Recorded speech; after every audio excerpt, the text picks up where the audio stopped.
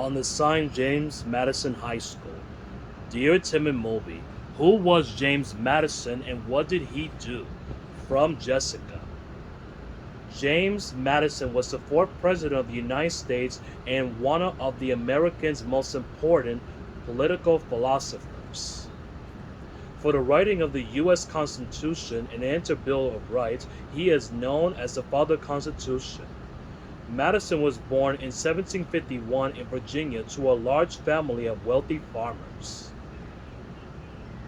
And growing up, James was frail and sickly, and even though he was tireless at his studies, even to the point of risking his health. Madison entered politics at 25 as a delegate in Virginia's state legislature. In 1776, the start of the American Revolution. Well, during the Civil War, the 13 colony states organized a central government under the Articles on Confederation. This documented a formal weak national Congress and resolved the bulk of power of the states. When the war ended, James Madison and many others felt that a stronger federal government was needed to keep order and unify the nation.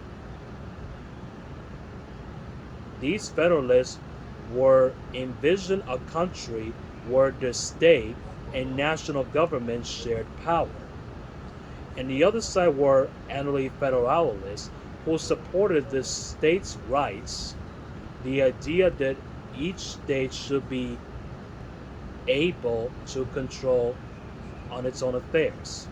The federal moments came in 1787 when delegates from 12 states met to discuss charges to the Articles of Confederation. This later became known as the Constitutional Convention. Represented in his home state, Madison proposed a strong federal government with three branches: legislature, executive, and judicial. Yup, and it was very closer to the Constitution that eventually passed. By passing it, it was just the beginning. 9 states had to ratify or approve the Constitution before it going into effect. At the time, there was no guaranteeing of that happening. Americans should be feared that a national government would be as bad as the British monarchy they started to finish fighting that they had. To convince them otherwise, Madison and a fellow Federalists, Alexander Hamilton and John Jay, published a serious amount of essays in the New York City press. Known today as the Federalist Papers, they were an excellent reasoned defense of the kind of the democracy laid out in the Constitution. By 1789, 9 states had ratified the Constitution or making it official, but several key states, including New York and Virginia, haven't even voted yet. To win these and over the states over, Madison agreed to a Bill of Rights.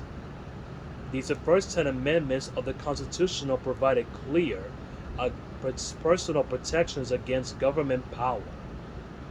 The move worked. By 1790, all 13 states had ratified the Constitution. Well, the new government established, Madison 4 terms in Congress, and when he became a vocal critic for the first 2 presidents. When George Washington created a national bank and a standing army, Madison denounced both as unconstitutional. He was also critical when John Adams passed laws cracking down on free speech. Madison still believed in a strong central government, but he also thought that some of the expansions of power went too far.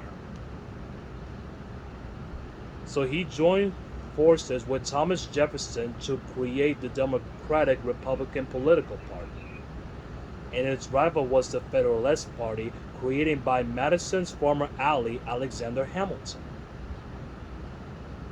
Jefferson was elected president in 1800, but he chose Madison as Secretary of State.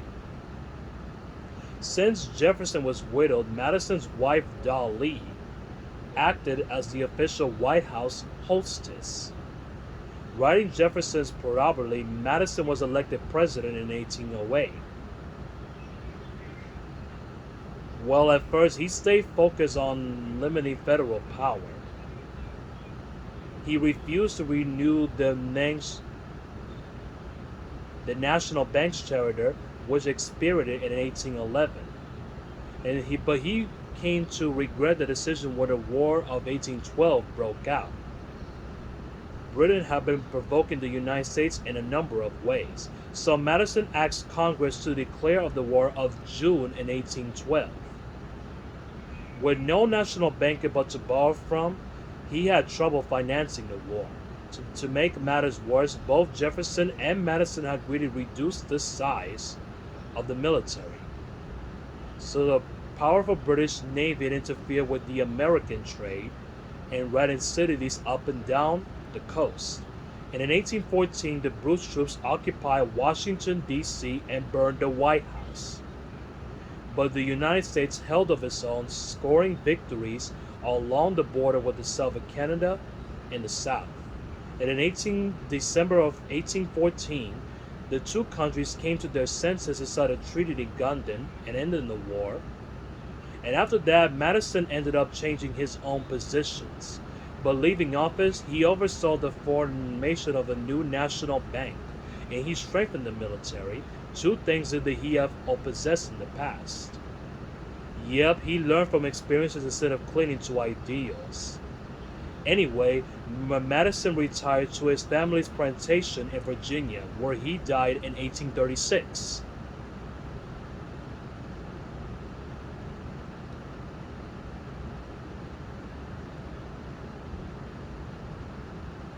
Here we are at Madison Square Garden in the 5th Annual Convention of Historic Buffs, Enthusiasts, Mavens, and Aficionados.